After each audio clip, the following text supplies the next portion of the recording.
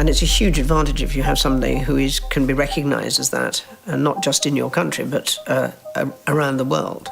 People don't change that much. I think they recognize those people whose commitment has been constant. There is a moment in every royal story where the rules stop being written in ink and start being written in silence. Not the silence of indifference or confusion, but the silence of people who understand each other completely and have no need to explain anything. Because everything that needs to be said has already been communicated through a glance across a banquet table, a name left off an invitation list, a tiara placed on one head and pointedly, deliberately, irrevocably left off another. Those moments are the ones that actually govern the British monarchy. Not the constitutional documents, not the formal proclamations, not the carefully worded statements released to the press. The moments that shape what the institution is and who belongs to it, and what it will never allow happen in corridors and drawing rooms and private conversations that the cameras never reach. One of those moments happened recently. And the person at the center of it was not the king, though the decision ultimately carries his authority.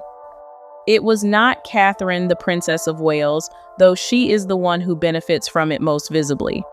It was not even Camilla, the Queen Consort, though she is the one who reportedly provoked it, and who, by all accounts, was not pleased by how it resolved. The woman at the center of it was Princess Anne. 74 years old, relentlessly hardworking, constitutionally incapable of performance, fiercely and quietly protective of things most people have long since decided to stop thinking about. What happened, in the plainest possible terms, is this.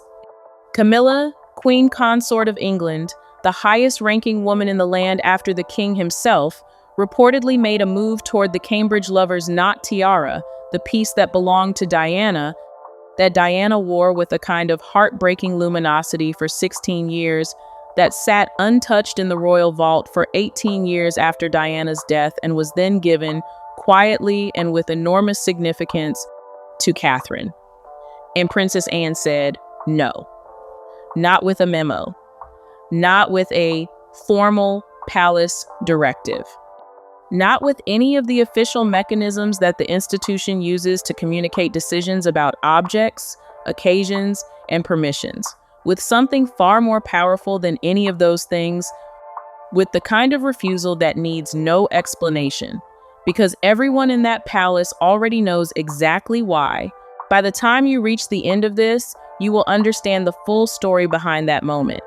Where the tiara came from, whose hands it passed through, what it meant to the woman who made it famous, why it sat in darkness for nearly 2 decades, what it meant when it finally came back into the light, and what Princess Anne's refusal, quiet, devastating, entirely without legal authority and entirely without need of it, reveals about the invisible architecture of power inside the British royal family right now.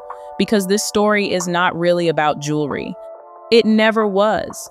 It is about legacy and memory and the specific, irreplaceable kind of authority that comes not from rank or title, but from being the person who was there, who watched, who remembers, and who has decided that some things are not up for negotiation, regardless of what any formal hierarchy might suggest. Stay with me, because this goes much deeper than a tiara. It goes all the way down to the question of who Diana was, what she meant, and why nearly 3 decades after her death, in that Paris tunnel on a warm August night in 1997, the shadow she cast still stretches across every room in Buckingham Palace, across every banquet table where tiaras are chosen and worn and silently competed over, and across the minds of the people who loved her and the people who didn't, and the institution that never fully knew what to do with her while she was alive and has never fully known what to do with her memory since. Let us begin at the beginning. Let us begin with the tiara itself. The Cambridge lover's knot tiara is not simply a beautiful piece of jewelry. If you describe it that way, you miss everything important about it. To call it beautiful is like describing the Sistine Chapel ceiling as a nice painting. Technically accurate, entirely inadequate, completely beside the point. The lover's knot is a time machine. Every time it is lifted from its velvet case, every time it is placed beneath the lights of a state banquet or a diplomatic reception, It carries with it more than a century of history, grief, love, ambition, and the accumulated emotional weight of every woman who has worn it and every woman who has wanted to. Queen Mary commissioned it in 1913 from the legendary jewelers Gerard. 19 teardrop pearls of extraordinary luster hang suspended from diamond-encrusted arches, each knot glittering in silver and gold. The design was not invented for the occasion. Queen Mary was recreating something that already existed, a tiara that had originally been created for Princess Augusta, Duchess of Cambridge, a woman Queen Mary deeply admired and wanted to honor. The original design was already more than 200 years old when Queen Mary had it remade. She wanted something that breathed history while looking magnificent on a living woman. She achieved both with such success that the result has never looked like a period piece. It looks eternal, which is perhaps the highest compliment you can pay to any object intended to endure. For decades, the tiara moved quietly through royal life without generating any particular public story. Queen Elizabeth II inherited it from her grandmother and wore it throughout the 1950s with the cool, collected elegance that characterized everything she did in those early years of her reign. There are photographs of the young queen in the lover's knot that are striking for how completely she inhabits it. This is not a woman trying on someone else's history. This is a queen wearing what is hers by right. And then, gradually, it faded from public view. Tucked away, reserved, waiting, though nobody could have known at the time, for the person who would transform it entirely. That person arrived in 1981. Lady Diana Spencer was 20 years old, recently engaged to the Prince of Wales, still visibly nervous about the scale of what she had agreed to, not yet the global phenomenon she was about to become. The Queen gave her the Cambridge lover's knot as a wedding gift. It was, on one level, a practical act of generosity. A senior royal needed tiaras for state occasions, and this was one of the finest in the collection. On another level, it was the passing of something significant from one generation of royal women to the next. Nobody present could have anticipated what Diana would do with it. She transformed it. That is the only word that is adequate to what happened when Diana Spencer began wearing the Cambridge lover's knot in public. She wore it to state banquets where she outshone every other person in the room, and those rooms contained some of the most powerful and celebrated people in the world. Heads of state and their consorts, ambassadors and aristocrats, women in extraordinary jewelry of their own. She wore it on royal tours to Hong Kong and Saudi Arabia, to diplomatic receptions and parliamentary openings, to the most scrutinized occasions in the royal calendar. She wore it with such grace and such unmistakable, almost inexplicable charisma that the tiara underwent a kind of identity transfer. It stopped being a royal artifact with a distinguished history. It became Diana. It carried her the way great music carries its composer. You cannot encounter it without hearing her. She once laughed in an interview that it gave her headaches.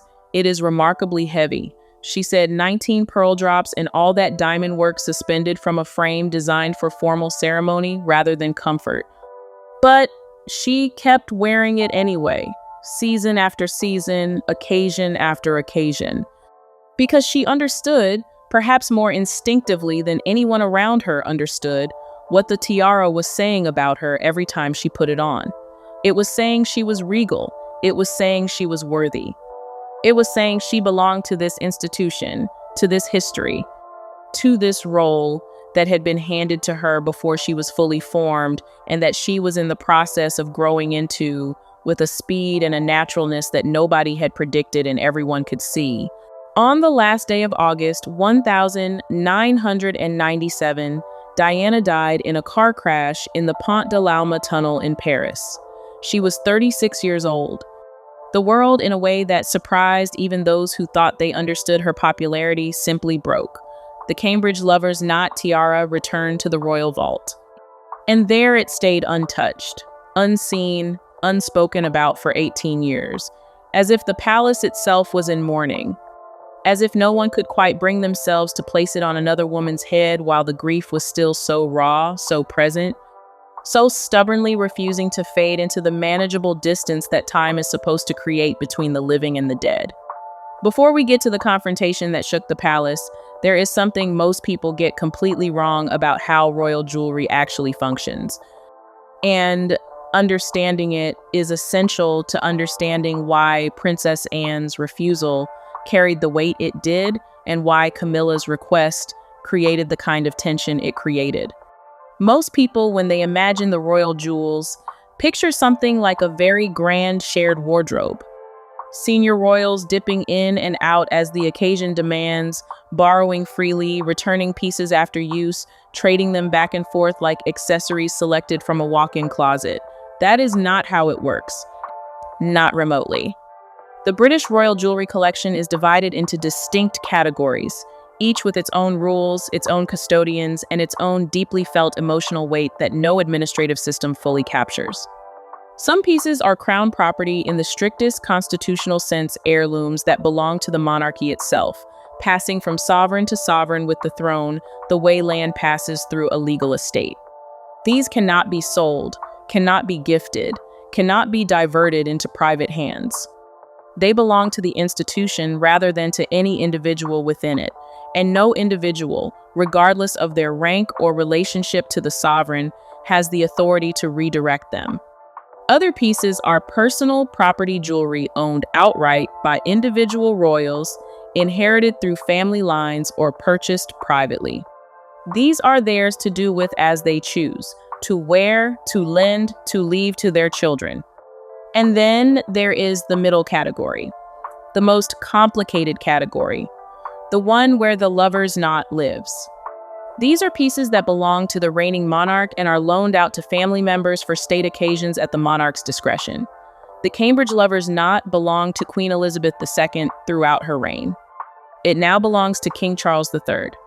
That means, in formal terms, that Charles has the final authority over who wears it. He could, in theory, resolve every question about the tiara with a single decision communicated through the appropriate channels. But that is not how the institution actually operates, and understanding why is the key to understanding everything else in this story. What actually governs tiara choices at the highest levels of the British monarchy is something far more nuanced, far more psychological, and far more interesting than a royal command. It is an understanding. Senior royal women choose their tiaras based on three invisible forces that are never written down and never formally discussed, but are understood by everyone who lives inside the institution. The first is appropriateness for the occasion. Certain pieces belong to certain kinds of events by long tradition, and departing from those associations without very good reason creates the kind of quiet institutional disapproval that is more uncomfortable than any formal sanction. The second is personal taste and identity. The tiara choices of senior royal women over time become as distinctive and recognizable as a signature, communicating something essential about who they are and how they understand their role. The third force, and the one that matters most in this specific story, is an unspoken awareness of which pieces carry emotional significance for specific people, living and dead, and what it would mean to ignore that significance. No one issues a memo saying, "Do not touch Diana's tiara." No one needs to. The emotional geography of the royal family makes that boundary as clear and as solid as a locked door. And here is the crucial point about Princess Anne's role in all of this. She cannot unilaterally transfer a tiara to Catherine. She cannot legally block Camilla from requesting to wear one. Those are simply not her powers within the formal structure of the institution. What she has, and this is the thing that makes her refusal so significant, is something arguably more powerful than any legal authority. She has moral authority. She has the weight of her proximity to Diana's memory and to the decades of royal history that preceded the current moment. She has the unspoken trust of the family that she will guard certain things with the precision and the consistency that the institution requires, but rarely manages to codify. And when Princess Anne speaks, even in a palace corridor, even in a quiet conversation over tea, people listen. Not because they are required to, because they understand that she is usually right. Let us be precise about one thing before we go further. Camilla is not a woman who lacks for extraordinary tiaras. She is, by any objective assessment, one of the most lavishly crowned women in the world. And her collection reflects not only personal taste, but a sophisticated understanding of the historical significance of the pieces she has chosen to make her own. Her personal signature piece is the Greville Tiara, a breathtaking diamond honeycomb design created by Boucheron for Dame Margaret Greville, one of the most celebrated Edwardian hostesses in Britain. Dame Greville left it to the Queen Mother in 1942, and it eventually found its way to Camilla. She wears it constantly to state dinners, to the state opening of Parliament, to the most significant events on the royal calendar. It has become, in its own right, as synonymous with Camilla as the lover's knot was with Diana. It is her piece, her statement, the object through which she has chosen to communicate her presence and her permanence within the institution. She has also worn the Delhi Durbar tiara, created for Queen Mary in 1911. She unveiled the Belgian sapphire tiara dramatically at King Charles's very first state banquet as monarch. She has been seen in Queen Alexandra's Kokoshnik tiara, a staggering construction featuring over 400 diamonds that had not been seen publicly since Queen Elizabeth wore it in 2015. In November 2025, she debuted the Greville Emerald Kokoshnik at the diplomatic reception, a piece with its own deep personal history, having been worn by Princess Eugenie at her own wedding in 2018. Camilla has no shortage of remarkable objects. She is building her own tiara legacy with genuine confidence and considerable sophistication, and the pieces she has chosen to make central to her public identity are among the finest in the collection. Which makes the question of why she reportedly wanted the lover's knot not easier to answer but harder, because the honest answer is not about the tiara. It was never about the tiara. Some palace insiders have suggested over the years that requests for pieces like the lover's knot are never truly about the object itself. They are about what wearing the object would mean, what it would communicate, what it would settle. If Camilla, now queen consort, the highest ranking woman in the land after the king himself, were to wear the Cambridge lover's knot in public, the message would be impossible to misread. It would be a message about ownership, about succession, about who Diana was and who has replaced her. Wearing Diana's tiara would not simply be a fashion choice. It would be a statement about the nature of Camilla's position relative to Diana's memory, about whether that memory can be overwritten by the formal realities of the present, about whether history can be officially revised by the simple act of placing a significant object on a different head. Princess Anne, who watched Diana suffer in ways that were not always visible from the outside, who understood what Diana meant not just to the public, but to the internal emotional life of the family itself, was never going to allow that statement to be made. The question that lingers, and it is a genuinely interesting one, is whether Camilla genuinely did not see this coming, or whether she made the request knowing perfectly well what the answer would be and expecting to be surprised when someone finally said it out loud. To understand the weight of Princess Anne's refusal, you have to understand who Princess Anne is in a way that goes beyond the official biography. She is 74 years old and has been working in the service of the crown since before most of the world's current celebrities were born. She carries out more official royal engagements per year than almost any other member of the family, a fact that has remained true for decades and that she has never once turned into a public virtue or a talking point. She does not seek attention, she does not perform emotion, she does not waste words or gestures on anything she does not consider essential. She once said, in what was presumably not intended as a self-portrait but functions as one, that she had no interest in being interesting. What she had an interest in was being useful. And she has been with a consistency that the rest of the family has never quite managed to match. Anne is the keeper of the old code. The royal who remembers what the institution was before it became a global media spectacle, before every family decision was dissected across social media platforms within hours of occurring, before the gap between the private life and the public life of the monarchy had been so thoroughly and irreversibly collapsed. She was there when Charles and Diana married in 1981. She was there in the years that followed when the marriage began to disintegrate in ways that everyone inside the family could see and that nobody was equipped to address. She was there in the terrible days after the Paris crash in August 1997, when the family retreated to Balmoral and was pilloried in the press for apparent coldness, for failing to understand that the public's grief was real and vast and needed to be acknowledged. She has watched the monarchy nearly destroy itself through a failure to feel, or at least through a failure to demonstrate publicly that it felt. And she has watched it slowly, painfully, imperfectly rebuild. Her relationship with Diana during their lifetimes was not simple and was not close in the way that the relationship between Diana and, for instance, Sarah Ferguson was close. They came from different worlds and different temperaments. Anne was never effusive. Diana ran entirely on emotion and instinct, on a kind of unfiltered personal response to every situation she encountered that made her extraordinary in public and difficult in private. They were not enemies, but they were not natural allies. What they shared, perhaps, was a certain kind of toughness, different in its origins and its expression, but genuine in both cases. Death, as it tends to do, clarified things. What Princess Anne has become in the years since Diana's death is one of the most committed and effective guardians of Diana's legacy within the royal family itself.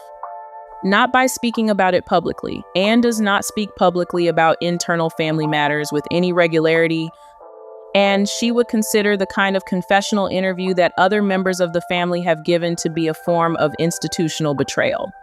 But in the choices she makes, in the quiet positions she takes, in the private conversations that govern the institution's actual behavior, she has made it comprehensively clear that Diana's memory is not available for revision or repurposing. Not by anyone, not for any institutional convenience. When Catherine first began wearing the Cambridge Lover's Knot in 2015, 18 years after Diana's death had returned it to the vault, there is every reason to believe that Princess Anne was not merely comfortable with that decision, but actively approved of it. Catherine was Diana's direct successor as Princess of Wales. The same title, the same role, the same set of responsibilities that Diana had worn alongside that tiara, Catherine wearing it was not appropriation. It was not an attempt to claim Diana's identity or overwrite her history. It was continuity. It was the tiara doing what objects of genuine historical significance do when they are treated with appropriate respect moving forward through time while carrying their past intact. Anne understood that. Anne supported it.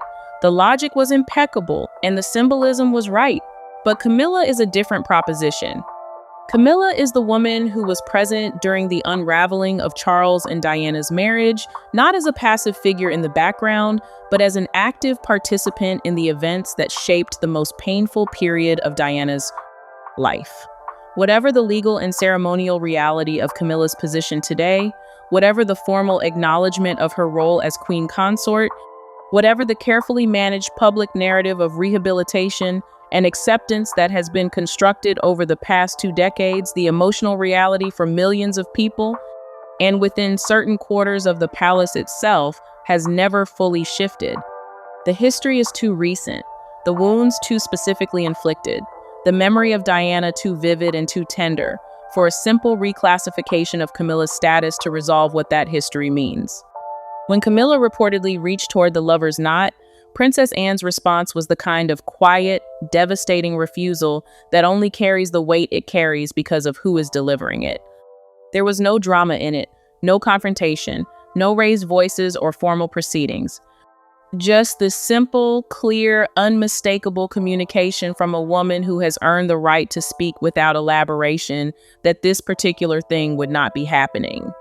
And Camilla, by all accounts, was furious. While the palace drama was unfolding behind closed doors, Catherine, Princess of Wales, was fighting a very different kind of battle. In early 2024, she announced publicly that she had been diagnosed with cancer following abdominal surgery and that she had begun a course of preventative chemotherapy. The announcement devastated her supporters and silenced even the most committed critics of the royal family in a way that nothing else could have managed. She disappeared from public life with a completeness that was, given the relentless visibility that modern royal life demands, genuinely striking. No appearances, no photographs, no official engagements. The Cambridge Lover's Knot sat in its vault. The world waited. Then came July 2025. At the French state banquet held at Windsor Castle, Catherine walked into the room wearing a crimson Giovanna gown with a sweeping cape that was in its construction and its drama, clearly and deliberately designed to make an entrance. And on her head, glittering under the chandeliers with the particular quality of light that very old, very fine diamonds produce when they are worn by the right person in the right setting, was the Cambridge lover's knot tiara, looking as if it had never been away, looking, frankly, as if it had been waiting. The public reaction was not simply enthusiastic. It was something more specific and more intense than enthusiasm. People wept. Fashion journalists who cover state occasions with the professional detachment of long experience called it one of the defining royal moments of the decade. Brigitte Macron, wife of the French president and a woman not easily impressed, was photographed looking at Catherine with an expression of undisguised admiration. Every major news outlet in the world ran the image. And what almost every headline instinctively reached for, even the ones that made a conscious effort to discuss Catherine's return on its own terms, independent of any other narrative, was Diana.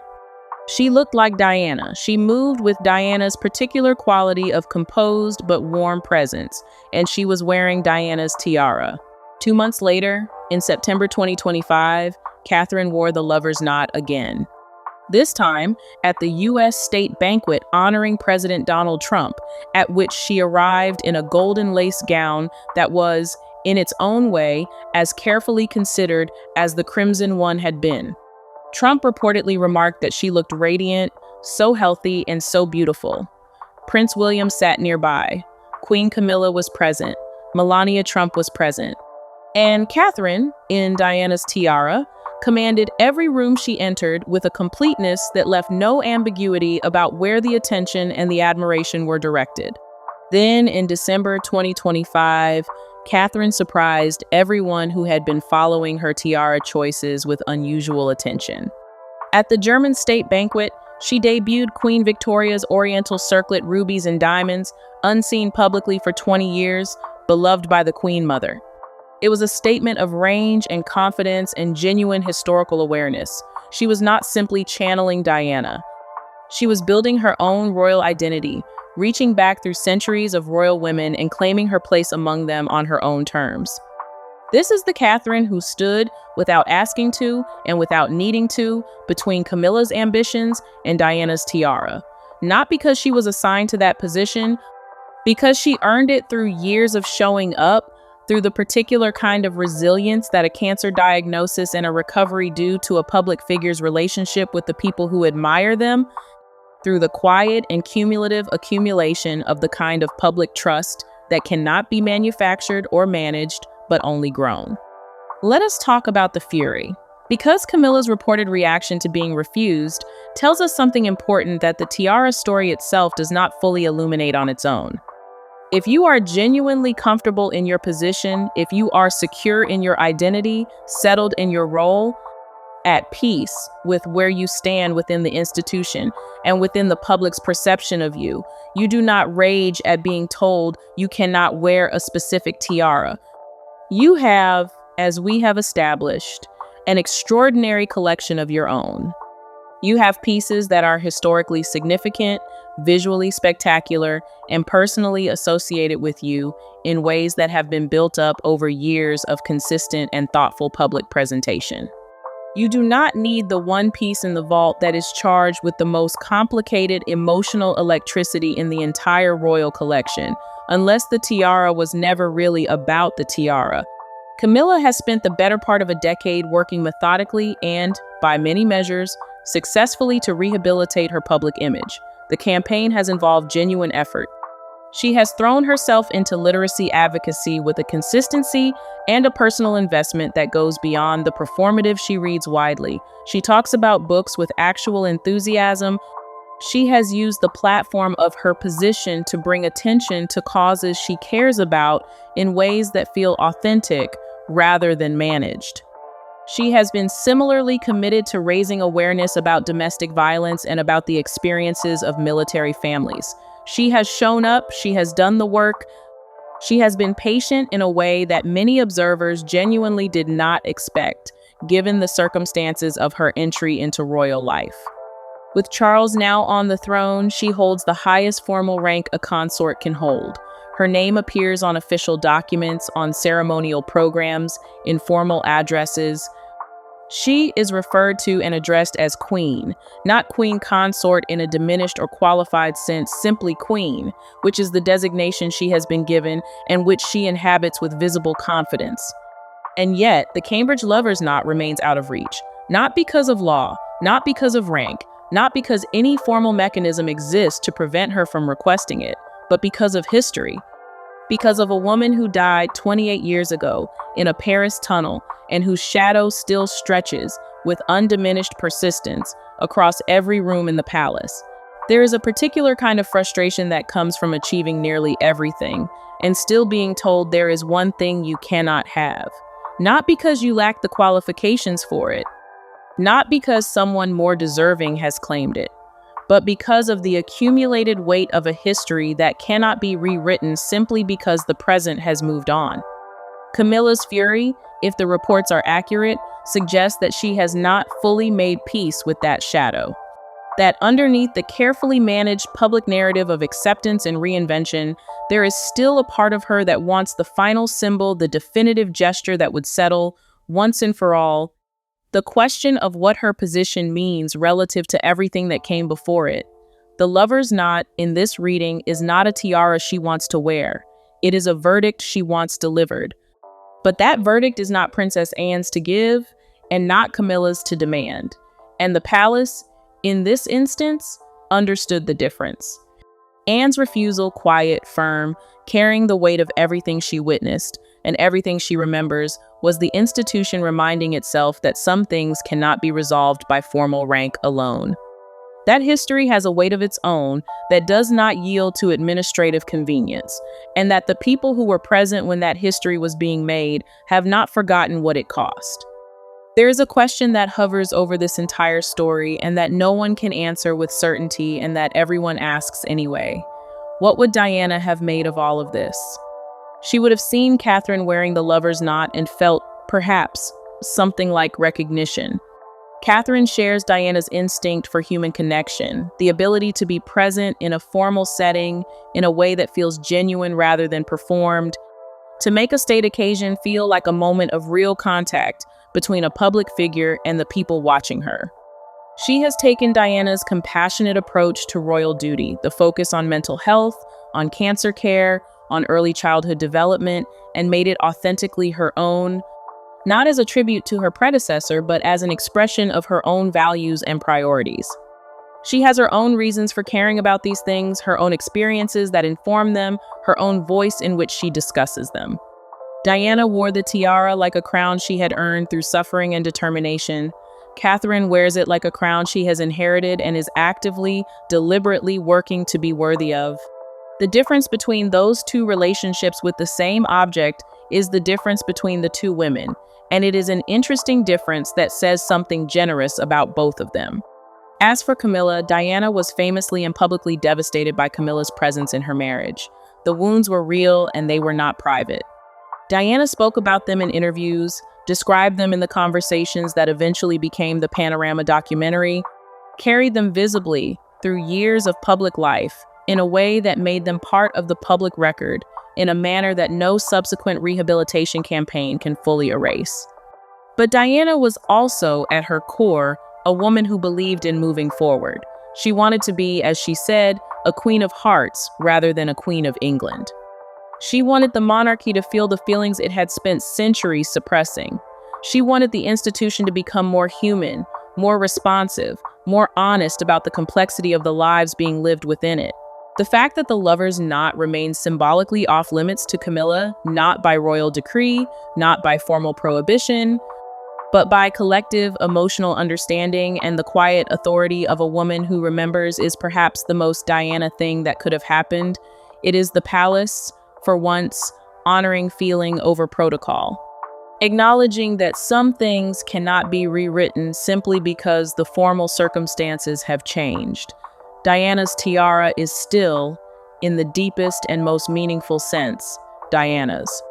And the people who loved her, who still love her, are making sure that everyone inside that institution knows it. Catherine is 43 years old and healthy, and by every visible evidence entering the most confident and commanding phase of her public life. She has emerged from her cancer treatment with a quality of public presence that was already considerable and has become, since her return, more assured and more authoritative. She has many years ahead of her as Princess of Wales, and eventually when William ascends to the throne as Queen Consort. During all of those years, the Cambridge Lover's Knot will be worn at state banquets and diplomatic receptions and the most significant evenings on the royal calendar. Each appearance will generate headlines. Each appearance will invoke Diana in the minds of the people watching, and each appearance will also, incrementally and cumulatively, add Catherine's own chapters to the tiara's story. This is how royal heirlooms work at their most powerful. They are not static objects preserved behind glass in a museum environment. Their significance fixed at the moment of their most famous association and permanently frozen there. They are living things that accumulate meaning with every woman who wears them, every occasion they attend, every photograph in which they appear. The Lover's Knot already carries Queen Mary's vision and Queen Elizabeth's dignity and Diana's radiance. It is in the process of acquiring Catherine's particular quality of determined, compassionate resilience. These layers do not cancel each other out. They compound. The tiara becomes richer and more complex with each life it touches, and the life it touches next shapes what it will eventually mean to the one after that. When Catherine eventually becomes Queen Consort, the question of the Lover's Knot's future will arise in a new form. Who will become the next Princess of Wales? If Prince George marries, his wife will inherit that title, and she may, in time and in the appropriate circumstances, inherit the tiara alongside it. Or the piece may eventually find its way to Princess Charlotte, now the only daughter of the heir to the throne, a young woman who is being raised to understand the weight and the privilege of what she carries, who was already wearing a crystal headpiece at her grandfather's coronation in 2023 that had about it, in the photographs, a quality that was distinctly and unmistakably tiara-like. Charlotte, who carries Diana's blood and Catherine's raising, who may one day wear the Lover's Knot as something that is simultaneously an inheritance and entirely her own. There is one related piece of the story worth addressing clearly, because the confusion around it has generated persistent rumors that deserve to be put to rest.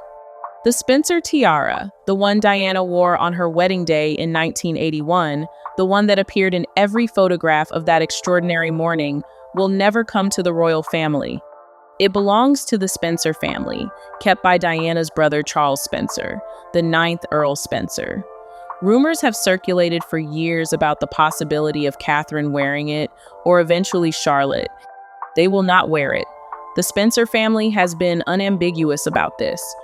The tiara will be worn by future Spencer brides, keeping Diana's pre-royal identity intact and honoring the woman she was before the palace received her and changed her forever. That decision is the Spencer family's to make, and they have made it. The Cambridge Lover's Knot, by contrast, belongs to the monarchy. It belongs to the women who hold the title Diana held. And that story is very far from finished. Step back from the tiaras for a moment and look at the larger picture. Because the story of the Cambridge Lover's Knot, who wears it, who was refused it, who guards it, and why, is a microcosm of everything the British monarchy is currently navigating. It is an institution caught between its past and its future, between the immovable weight of Diana's legacy and the institutional necessity of moving forward, between the formal hierarchy of rank and title and the informal but deeply powerful hierarchy of public affection and emotional truth, between what the law says and what the people feel.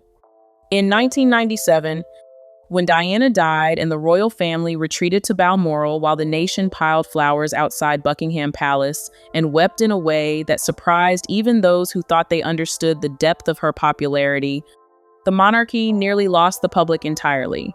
The damage was severe and real and lasting in ways that the institution is still, 3 decades later, in the process of fully absorbing.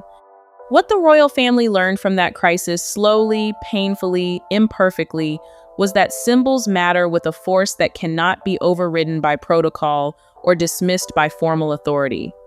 That the public's relationship with the crown is emotional before it is constitutional. That the people are not watching the monarchy to see its legal structures function correctly.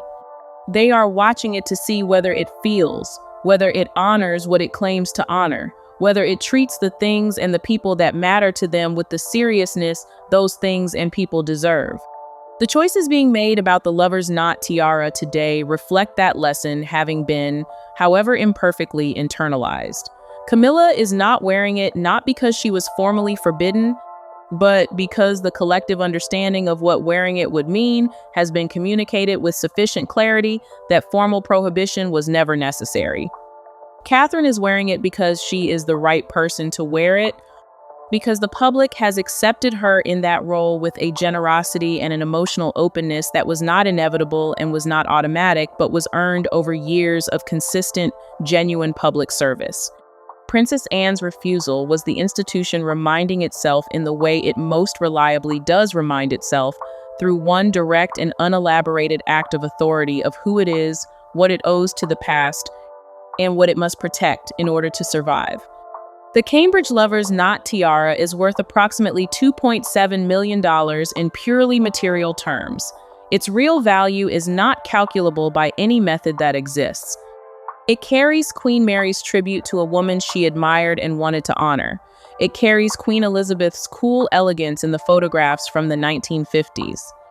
It carries Diana Spencer's radiance at state banquets, where she outshone every other person in the room, and her laughter about the headaches it gave her, and her determination to wear it anyway because she understood what it was saying about her and she wanted it said. It carries Catherine's comeback in July 2025, that crimson gown under the Windsor chandeliers, the internet erupting, the world reaching instinctively for Diana's name. It carries in its deliberate and pointed absence from one particular head the story of what Princess Anne refused to allow and why that refusal was the right decision and the only one available to someone who was paying attention. The British royal family is many things simultaneously imperfect, contradictory, ancient, and modern at the same time, capable of extraordinary dignity and extraordinary dysfunction, sometimes in the same week.